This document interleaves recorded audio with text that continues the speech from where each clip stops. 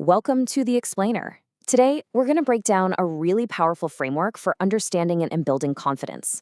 And we're not just talking about it as a personal trait, but as a revolutionary force for change. Honestly, this is a journey that could totally reshape how you see yourself and how you empower others around you. Okay, so let's dive right into this. It all starts with a single, powerful image from childhood. There was this book on a coffee table in a room that had to stay perfect, a room that really represented generations of sacrifice. But this one book, it was worth the risk of messing things up.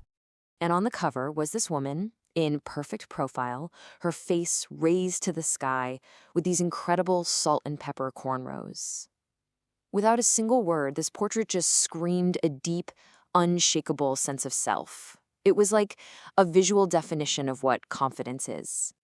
That woman, it turns out, was Septima Clark, an amazing activist and educator. And for the speaker, that one single portrait defined confidence long before she even knew the word for it. It planted a seed that would end up shaping her entire life. So why does this one trait matter so much? Well, we often get its importance completely wrong. We tend to treat it as some secondary skill, but it's actually the very engine of progress. Yeah, we tend to categorize confidence as a nice-to-have skill, right? Something you work on after you've got all the knowledge and resources. But the truth is, it's an absolute must-have. It's that critical spark that turns a cool idea into a real project, and trying into actually doing.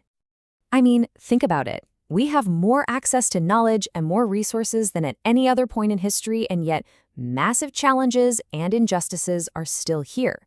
If information were all we needed, we'd have solved these problems a long time ago. Confidence, well, that's a key missing ingredient from the equation. And this next part brilliantly illustrates the high stakes of how we interact with each other, especially in a classroom setting, a place where the very foundations of confidence are so often forged or, unfortunately, broken. Let's see how this plays out in the stories of two students, Jamal and Regina. Now, both of them were brilliant, both in the same classroom, but the approach a teacher took with each one, well, it led to vastly different outcomes for their confidence. Okay, first, Jamal. Super bright kid, but totally unfocused. Now, instead of demanding compliance, his teacher negotiated. She said he could work from anywhere, even his locker, as long as he focused. And later, during a mock debate, Jamal, who hated public speaking, delivered this powerful, incredible speech and got a standing ovation. His confidence finally had a platform to shine. But then there was Regina, just as brilliant, but very active. She'd finish her work early and start distracting others. On a tough day, the teacher just defaulted to control. And the message wasn't just that her behavior was a distraction, but that she, as a person, was. The speaker watched the light go out of her eyes, a spark of joy in the classroom just extinguished. So, how do we get this right? How do we avoid crushing that spark and instead learn to systematically build confidence for ourselves and for the people around us? It turns out there's a code we can crack. The framework is built on three essential pillars. First, permission, which gives birth to confidence. Second, community, which nurtures it. And third, curiosity, which affirms it. These three elements work together to create this really powerful cycle. So permission is the starting point. It's that moment you see someone else do something you didn't think was possible. You know the saying, you can't be what you can't see. Well, permission shows you exactly what you can be. The speaker learned this from her mother. At the car dealership, salesmen would always talk to her father, but he would just silently gesture to her mother, who would then step in and confidently negotiate an incredible deal. What she was really doing was giving her daughter permission to defy expectations. But okay, once you have permission, you need a safe place to practice, right? That's where community comes in. It's the support system that catches you when you stumble and reminds you of your own strength when you're full of doubt.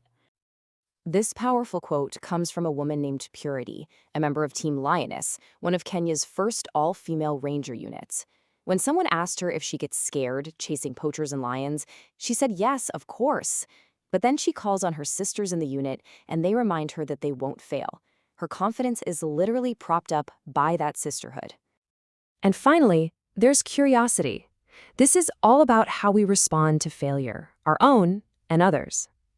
Instead of criticism, which can just crush a fragile, emerging confidence, curiosity creates a real opportunity for growth.